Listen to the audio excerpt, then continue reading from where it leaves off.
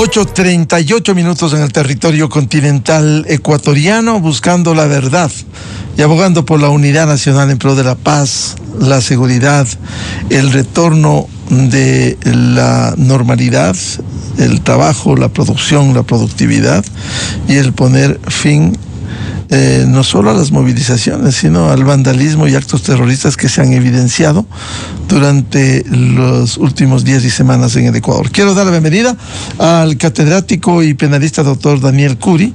Le invitamos para hacer un análisis. Ayer, inicialmente, hubo un acuerdo en Otavalo de los grupos indígenas de Imbabura, un acuerdo inicial. El tema de los acuerdos, porque van a ir, según el anuncio, a mesas técnicas. ¿Cómo debieran marcarse un acuerdo? ¿Todos enmarcados en la ley o va a funcionar de nuevo la imposición como ya vivimos en octubre de 2019, junio de 2022, cuando impusieron a los presidentes de entonces? En el caso de hoy no ha sido la misma historia, pero ¿cómo debiera desarrollarse esto y llegar a acuerdos legales y legítimos? Muy buen día, doctor Daniel Curi. Hola, muy buenos días. Sí, la verdad es que es una situación complicada porque cabe hacernos esa pregunta de hasta qué punto se impone la fuerza, hasta qué punto se impone la ley y hasta qué punto estamos nosotros buscando sacrificar justamente una legalidad, por así decirlo, en aras de poder encalzar la paz, ¿sí? En aras de poder alcanzar, regresar a esta normalidad, regresar a un estado en el que las personas puedan trabajar, que puedan circular, y que puedan tener su vida normal y que no esté nuevamente ya pues paralizada por casi un mes. Claro, todo dependerá de cuáles van a ser los tipos de acuerdos, porque muchos acuerdos pues están claramente dentro de las facultades del presidente para hacerlo, pero yo creo que el lado iría más bien por que estamos nuevamente sentando un mal precedente. Ellos se han acostumbrado a realizar justamente estos paros indígenas y se lo mantienen entonces así como un cuco, como un fantasma, como un monstruo que hay que tratar de evitar. Y creo que en este paro en específico, esto se ha mantenido de una manera muy bien contenida por parte del gobierno. Es decir, el gobierno hizo un plan para controlar justamente cómo se desarrollaba el paro, cómo de una u otra manera estas manifestaciones se esparcían y lo logró contener muy bien. Sí, ante eso, ante tener una posición más de fuerza, por así decirlo, el gobierno no debería realmente ceder.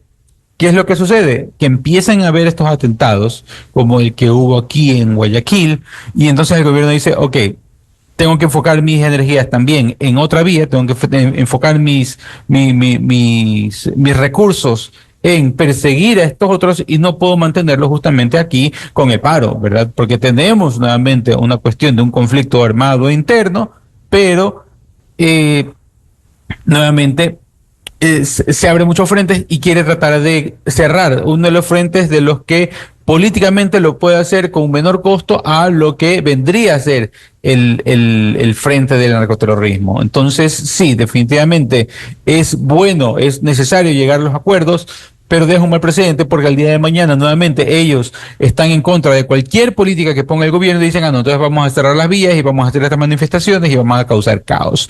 Y yo creo que llega un punto en el que eso tiene que parar completamente y claro, y cueste lo que cueste. Claro, las demandas de las comunidades han sido legítimas desde hace muchas décadas, la inacción del Estado en sus diferentes administraciones, pero otra cosa es la imposición de las políticas que emanan del Ejecutivo de turno, como ha pasado en los 3 últimos gobiernos. Por ejemplo, la decisión de eliminar los subsidios a los combustibles, el último al diésel. ¿Se puede admitir una imposición de que se deje sin efecto estas decisiones del poder constituido? Es que, nuevamente, o sea, de que pueden pedirlo, que el gobierno puede cambiar las políticas, pero moralmente, políticamente, es erróneo porque estamos hablando de que un grupo político que no ganó las elecciones quiere imponerse sobre el grupo que ganó las elecciones, ¿verdad?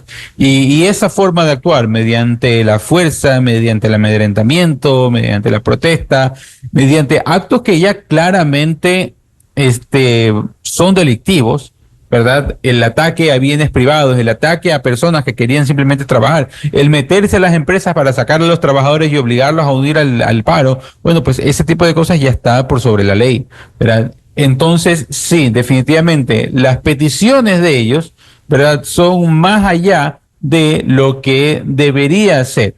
Las peticiones de ellos no están diciendo, mire, tenemos una reivindicación de una lucha social y que por lo tanto queremos, no sé, mayor autonomía para nuestros pueblos, etcétera, etcétera. No, ellos están secuestrando policías, ellos quieren eliminar el subsidio al diésel, ellos quieren eliminar el IVA, bajar el IVA otra vez del 15 al 12%, ¿verdad? Entonces, y nuevamente, es una serie de actos de política económica, de una agenda política que ellos quieren imponer en vez de tratar de ganar en las urnas. Y entonces, claro, ante esa situación, uno ve como ciudadano de que la posición que debería tener el gobierno debería ser una posición de fuerza, ¿verdad? Es una decisión de poder justamente frenar este tipo de amedrentamientos y a darles a entender de que esa no es la manera como se hace la democracia. Claro, una cosa es atender, por ejemplo, el que haya más compensaciones, más atención a las comunidades, está en su derecho, pero otra cosa es tratar de incidir en las políticas que incluso el caso de los subsidios a los combustibles, el caso del diésel, se ha demostrado que ha beneficiado al contrabando por décadas, ha beneficiado ahora a la minería ilegal, al narcotráfico, en definitiva a quienes también pueden pagar un precio sin llegar al nivel internacional, pero que de alguna manera ajusta frente al subsidio existente en el Ecuador. Claro, claro. Pero no solamente eso, nuevamente, no es solamente el tema económico, porque el tema de la gasolina es súper grave. Es súper grave porque no solamente es un tema de contrabando, es un tema de que muchas de las bandas criminales que operaban en Colombia o en Perú empiezan a establecerse en Ecuador, porque en Ecuador les sale más barato, porque en Ecuador les sale mejor, porque en Ecuador les sale los costos de los elementos para realizar justamente las drogas, ¿verdad? Le sale mejor aquí. Entonces, tuvimos durante mucho tiempo una época en el Ecuador donde el Ecuador se convirtió únicamente en un país de paso, ¿verdad? Donde la droga entraba, ¿verdad? Ya procesada de Colombia, de Perú, y entraba y se filtraba a nuestros puertos para poder salir justamente hasta Europa, hasta Estados Unidos, hasta todo el corredor del Caribe. Perdón, no del Caribe, del Océano Pacífico, que sube justamente hasta México. ¿Ya? Muy bien. Después de eso hubo un segundo paso donde empezaron ya a producir justamente en el Ecuador. Se empezaron a descubrir lugares donde la producción, ya el refinamiento de estas drogas se producía. Entonces ya no exportábamos, por decir, importábamos la droga recién refinada o la droga ya lista para exportar, sino que la refinábamos y empezábamos a producirla acá. Es decir, importábamos la materia bruta básicamente porque acá teníamos los elementos químicos para hacerla más barata. Y ahora estamos en un tercer momento donde ya se están estableciendo aquí, están buscando territorio, están buscando justamente ya una mayor presencia, y todavía no tenemos políticas de Estado suficientes para poder contravenir con esta situación. Vamos a ver si ahora con lo del atentado, pues la Corte Constitucional dirá que todavía no hay conflicto armado interno y que eso fue un acto esporádico o algo así, cuando no se dan cuenta justamente de la magnitud de la situación. Claro, hay que dimensionar lo que usted cita, coche bomba en Guayaquil y otras explosiones en diferentes lugares que se han señalado, por ejemplo. Fueron varios puentes. Claro, en los puentes de Churute, pública, en Moyopongo, en la vía Naranjal Tenguel. Claro, porque es un ataque a partes estratégicas, ¿verdad? ¿Por qué? Porque evitas así de que manden justamente recursos de Guayaquil hacia afuera o de las afueras hacia Guayaquil. Ahora, ¿cómo se castiga si se llega a procesar la investigación penal, el debido proceso, derecho a la defensa, lo que ha ocurrido especialmente en la provincia de Imbabura, si se identifica a los responsables de actos vandálicos y terroristas? ¿Cómo debiera caer el peso de la ley en estricto rigor? A ver, en estricto rigor, ¿verdad? Tenemos varias posibilidades, ¿sí? Y ante eso hay que tener en cuenta justamente este abanico de situaciones, porque no solamente hay que perseguir los delitos materiales, y eso es algo que dentro del derecho penal está clarísimo, ¿verdad? Es decir, a los autores materiales inmediatos del delito, sino que hay que, para poder establecer realmente el verdadero orden en el país, ¿verdad? Se tiene que perseguir principalmente a todas las personas que intelectualmente están detrás, a todas las personas que financieramente están detrás, pero también a todo este entorno que rodea esta situación criminal. Es decir, a los casos, a las personas que festejan los atentados, a las personas de que llaman a las personas a la violencia, a las personas que hacen apología justamente de estos delitos. Entonces, aquí hay tres situaciones muy importantes, ¿verdad? Uno, las personas que cometen el delito como autores materiales, ¿verdad? Estos autores directos, ¿verdad? Que nos dice el COIP como autoría directa. Perfecto, la persona que materialmente comete la infracción o que teniendo la obligación de actuar no actúa, ¿verdad? Acción u omisión. Muy bien. Pero luego tenemos los casos de instigación, ¿verdad? Y en los casos de instigación vamos a tener dos tipos de instigación diferentes, ¿verdad? Una instigación que es considerado como una forma también de autoría, como autoría inmediata, ¿verdad? Que viene a ser la persona que incentiva y que convence a la otra persona para que cometa el delito, sea porque yo le he pagado, sea porque yo le he, de una u otra manera, convencido de que esa es la vía. Y claro, entonces estas personas también deberían responder como instigadores, más allá de que la otra persona es la que realice el delito, ¿verdad? Nuevamente, aquí hay un error conceptual en el COIP, pero no nos vamos a meter directamente en eso de ahí.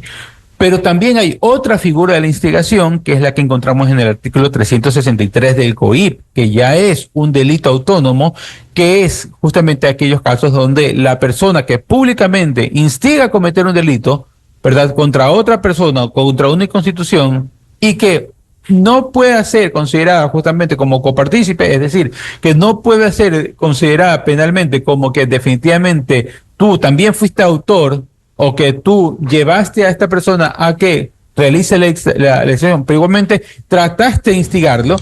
Entonces, en esos casos también vamos a tener un delito, ¿verdad? Con una pena mucho más reducida, porque ya no viene a ser la pena del delito que hizo, sino que viene a ser una pena de hasta 2 años, ¿verdad? Pero recordemos de que existe una acumulación de penas. Además de esto, ¿verdad? Tenemos la figura de la apología del delito, ¿ya? Que son justamente aquellos casos de que una persona, pues por cualquier medio, decida decir, mira, esta persona o este delito o este acto delictivo pues fue positivo y que hay que seguirlo haciendo, ¿verdad? Qué bien que pasó esto, qué bien que pusieron la bomba, qué bien que tumbaron el puente, qué bien que le tiraron piedras al presidente, ¿verdad? Entonces, claro, en esos casos también, ese tipo de expresiones también son consideradas como delitos. ¿Qué otros delitos vemos que los rodea de una manera pues directa? Pues vemos justamente que existe el delito de terrorismo, ¿verdad? Y que ante esa situación pues tendríamos una pena de 19 a 22 años, ¿verdad? Pero que si es que son varios actos y se lo puede considerar como una forma de acumulación de delitos, como un concurso de delitos, la pena podría subir hasta 40 años. ¿Por qué? Porque vemos entonces que hay también situaciones donde hay secuestros, donde, entre comillas, retuvieron a los policías de una manera completamente ilegal y ese secuestro también tiene que ser investigado, ¿verdad? Hay situaciones donde hay bienes daño a bienes del Estado, como viene a ser el tema de las tuberías, como viene a ser el tema de las calles, ¿verdad? Claro, es un delito de daño a bien ajeno, y en este caso es un bien que le pertenece al Estado, entonces en esos casos también va a ser considerado como un delito, ¿verdad? Un delito que puede tener una pena de hasta 5 años, o si es que se utiliza explosivos, por ejemplo, puede ser hasta 7 años, ¿sí? También vamos a tener otros delitos, como vienen a ser los temas de los asesinatos o la tentativa del asesinato del presidente, que ojo, la tentativa del asesinato del presidente no está solamente como una forma de asesinato no común y corriente, sino que es un tipo específico de delito, la tentativa de asesinato contra el presidente, ¿verdad? Porque también cubre a otros jefes de Estado, ¿verdad? Y eso lo encontramos en el artículo 341 del Código. Entonces, vemos que hay un gran cúmulo de delitos y gran cúmulo de formas mediante las cuales se puede, de una u otra manera, hacer responsable a todas estas personas. Ahora, ¿cómo entender, doctor Curi, a propósito de lo que usted señalaba, la agresión a la caravana presidencial? Toman 5 detenidos, el argumento de la defensa, ellos no fueron, hay un delito flagrante, allí están los vehículos golpeados, rotos los vidrios, y el juez dice no, en libertad. Esta impunidad, estas acciones de la justicia, ¿acaso no acompañan, no empañan la administración de justicia en el Ecuador, cuando hay hechos evidentes en flagrancia y simplemente se deja en libertad? Totalmente, claro. Ahí, ¿qué es lo que dijo el juez? ¿O qué es lo que de una u otra manera el juez decidió?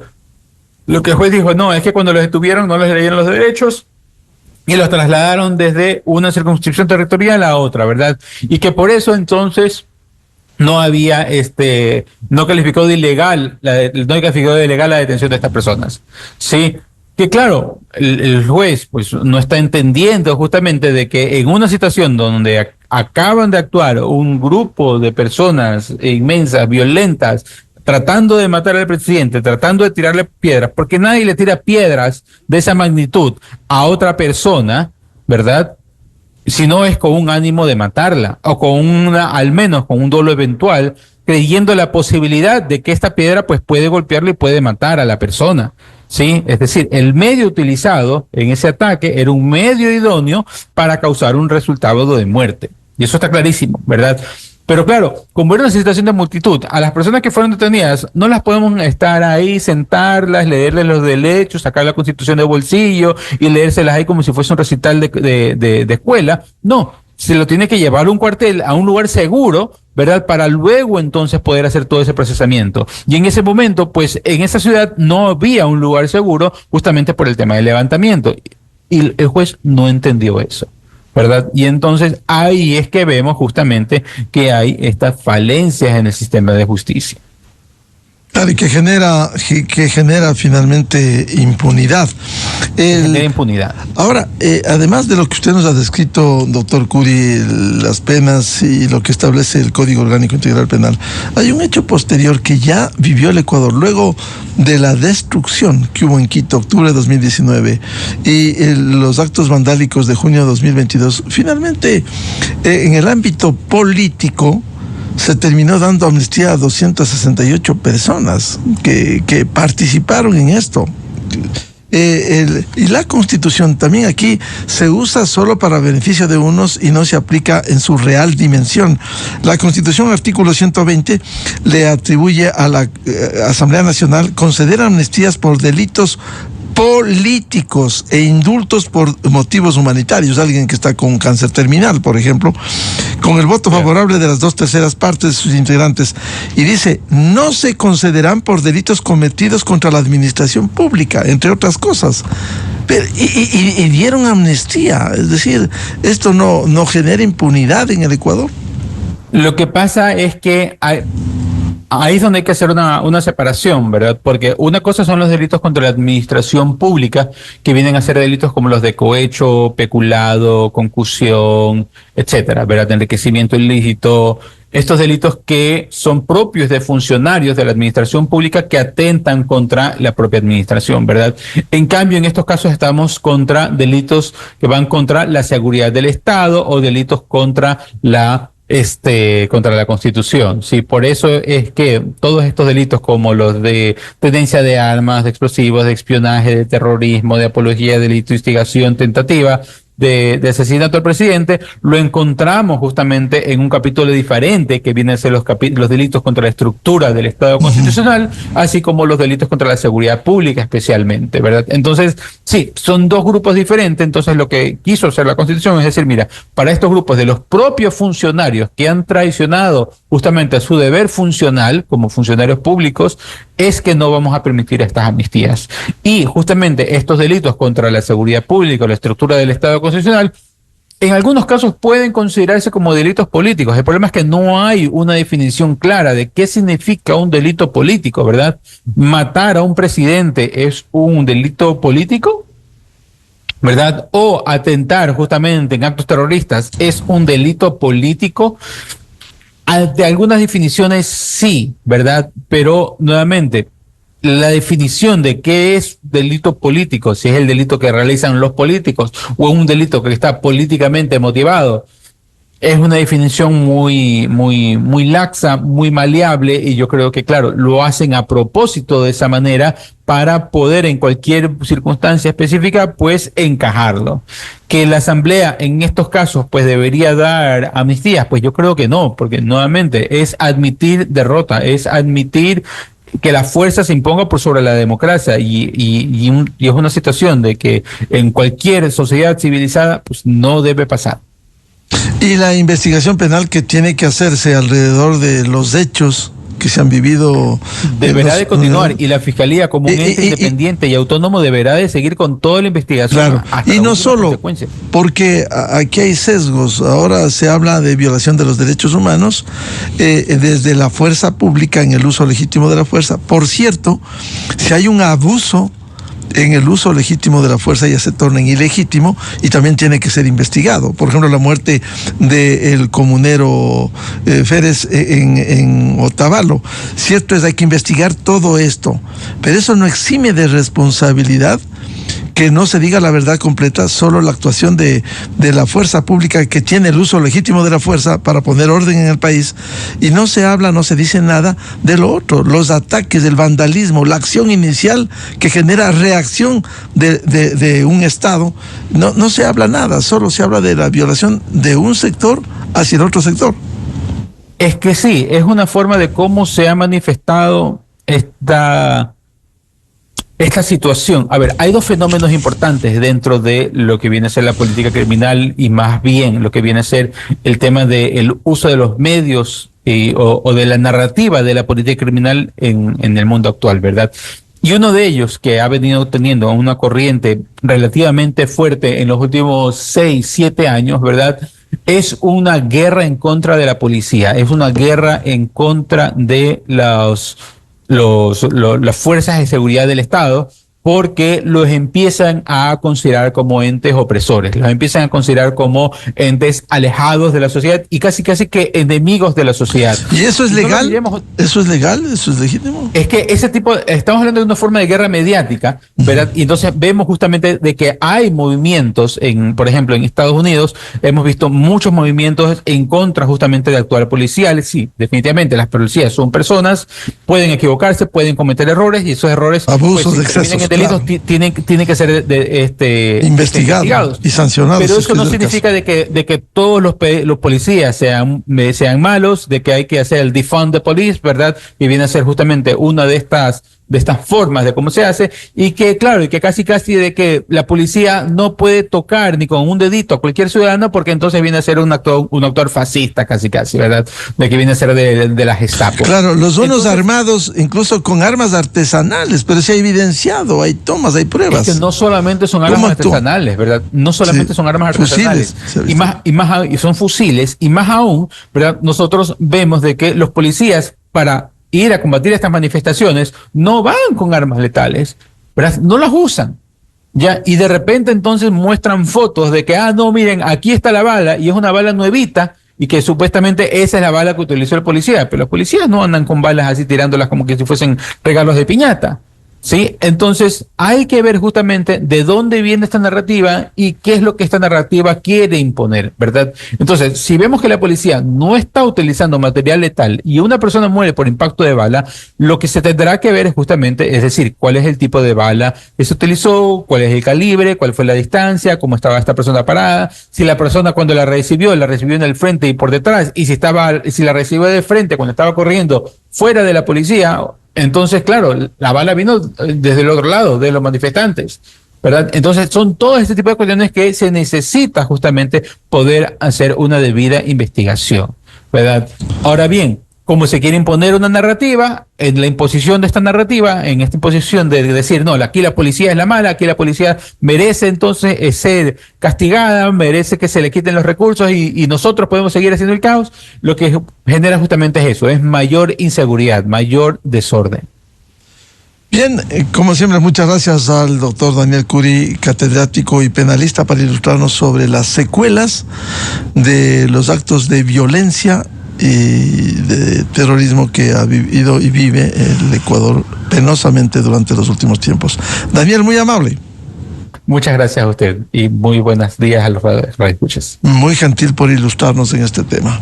Con esto cerramos la jornada de entrevistas y debates, la opinión diversa y libre en la revista de Opinión Democracia, a través de XFM, Democracia M y Democracia TV. Ya viene en Exa FM el show de la papaya. Y a los miles de seguidores de la revista de Opinión Democracia les deseamos un feliz jueves a todos. Muy buen día.